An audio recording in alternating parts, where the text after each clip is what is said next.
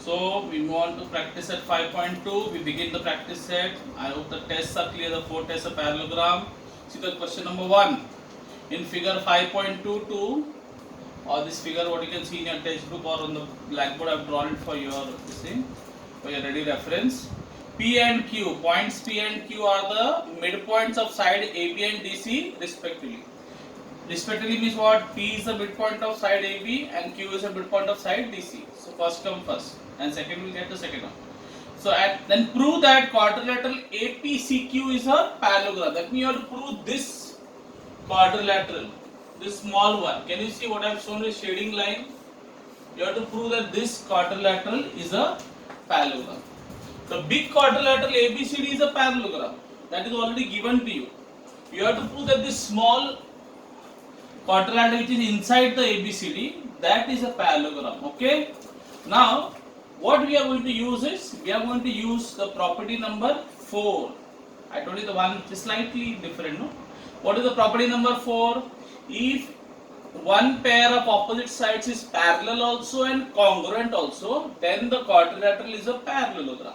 Okay. So that is what property we are going to use here. Okay. So I am just giving you this is how I am going to approach this sum. So let's see now what is given to you, that P is the midpoint of AB. That means these two parts are equal, right? And so also Q is the midpoint. So these two parts will be equal, right? Right or no? P is the midpoint. So if P is the midpoint, that means AP and PB will be equal. If Q is the midpoint of the center, then DQ and QC will be equal. Okay. So let's begin. So first and foremost, I'll say I'll have to prove which property I'm going to use. I said fourth property. The same pair of opposite sides I'm going to prove parallel and congruent. In other words, I'm going to show that AP is congruent to QC also and AP is parallel to QC also. So let's begin. So I'll say quadrilateral ABCD is a parallelogram. Why? So given. Okay, it's given to me. Then, so if ABCD is a parallelogram, obviously opposite sides are parallel. So the AB will be parallel to DC. Yes or no? Yes or no? ABCD is a parallelogram, no? So the full AB will be parallel to DC because opposite sides of a parallelogram are parallel. That's why the name is parallelogram. Why parallelogram नाम है? Because opposite sides क्या है? Parallel है. So therefore I can say that AB, side AB is parallel to side BC. Okay, is parallel to side BC. Why? Oh, because opposite sides of a parallelogram, they are parallel. Okay, here you just write one word of a parallelogram. Okay, that much you can write. Third one. Now if the full AB is parallel to DC, obviously then AP also will be parallel to QC. Yes or no? समझा ना कि अगर full AB is parallel to DC, then the small part AP also will be parallel to QC. Is common sense because AP is a part of AB. So therefore I will say that is AP is parallel to QC. That mark which you are putting on center on the top is called, that is a shortcut for writing segment. So why this? Because A dash P dash B and B dash Q dash C. In other words, P is between A and B. That betweenness property we learned in the first lesson of the same one. And Q is between D and C.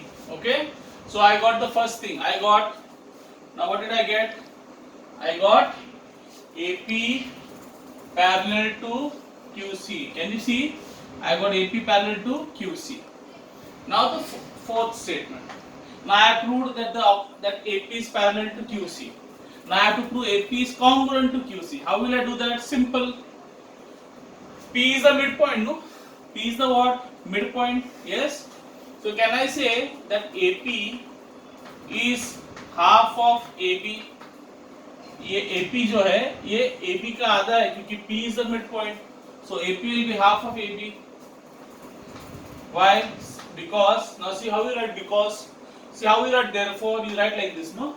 Okay. You write like this, no? So ulta of therefore, that is called since you say why AP is half of AB, because P is the midpoint of segment AB. Okay. Fifth one, you will say same way, you will say Q is the midpoint, no? Therefore I can say QC is half of DC. QC will be half of DC.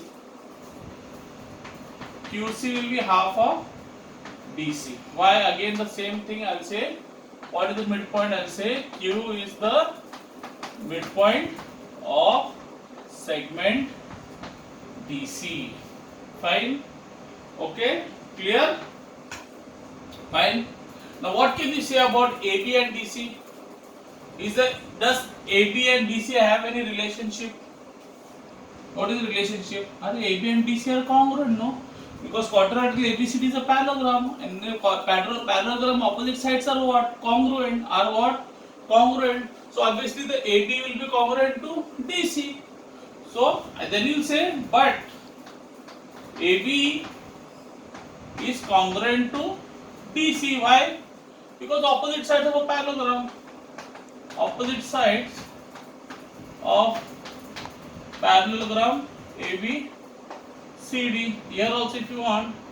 Okay, clear? ABCD. So what did I get? See, can you see? AP is half of AB, QC is half of DC, but AB is congruent to DC. AB and DC are equal. That means my right hand side is equal. Can you see? Can you see right hand side is equal? AB is congruent to DC, no? So if my right hand side, so from 4, 5 and 6, I can get the right hand side is equal. Yes? Therefore the left hand side also will be equal. Therefore I can say that AP is congruent to, what is that? QC. From statement number, what is that? 4, 5 and 6. So 4, 5 and 6. Okay? Therefore, so can we see now I got AP parallel to QC and AP congruent to QC.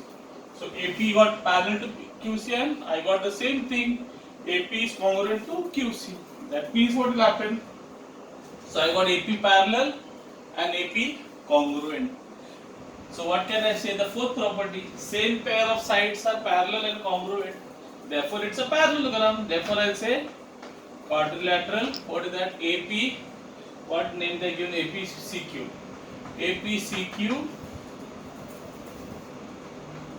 APCQ is a parallelogram. From which statement? From statement number 3 and 7. From 3 and 7. Okay? Fine, okay? Okay, is it clear? And then if you want, you can write yes, since the same pair of opposite sides is parallel and what you call common. Clear? This is clear? So we go on to the second sum, students.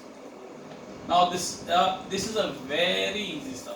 I can say in the whole of the lesson, full lesson, or in this whole practice set, or you can say among all the practices, this is the easiest sum.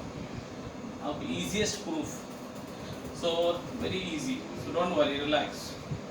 Yeah, smile. Using opposite angles test for a parallelogram, prove that every rectangle is a parallelogram. You have to prove that every rectangle is a parallelogram. Okay. Now usually you use the opposite angles test for a quadrilateral, which we learned in the first property, page number 65. If opposite angles are congruent, then the quadrilateral becomes a what? Parallelogram. But here instead of saying quadrilateral, they are saying a rectangle. There is nothing much different. So we will be using the first property or the opposite angles test. So you say first and foremost, you say in rectangle. So before I come to that, in a rectangle, what is the most important property about all the about all the angles? That all the angles are right angles. No, all are 90 degree. All are 90 degree. That is so obviously it's common sense. If all are 90 degree, then opposite angles will be congruent because they are all right angles. So obviously it becomes a parallelogram. So that is what we have to prove. Easy. In a rectangle, all angles are 90 degree, or they measure 90, or they are all right angles. So if they're all right angle, obviously opposite angles will be congruent because 90 90 congruent मतलब क्या equal measure ना. So 90 A B 90, so they are congruent. P and R are congruent. This is 90, this is 90, so S and Q are congruent. So in other words, opposite angles are congruent. So what does it become? It becomes a parallelogram. And I told you in my that when I was teaching you properties of a rectangle, did I tell you the rectangle is a child of a parallelogram. Parallelogram is a P for parent and the child is the rectangle. So every rectangle by default is a parallelogram.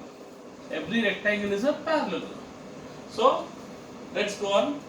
So I'll say that in rectangle PQRS, I'll say angle P is congruent to angle R, and angle, what is that?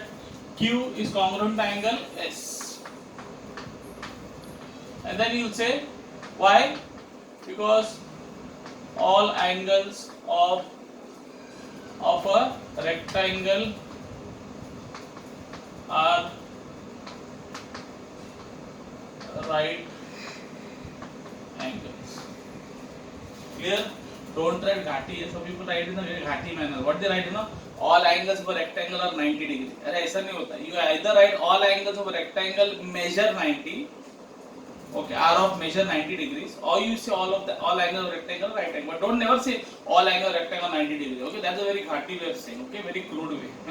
We are English medium school, so you have to be a little careful with the English. So P is congruent to R, Q is congruent to S because all angles are 90 degrees. So since opposite angles are congruent, you will say now since opposite angles, or you will say the test number 1, no? If opposite angles of a quadrilateral are congruent, then the quadrilateral is a parallelogram, and therefore you will say rectangle PQRS is a parallelogram. Simple, easy, very easy. Simple sum, nothing great in this. That's why I told you this is the easiest sum. This is the easiest sum, you can copy it down.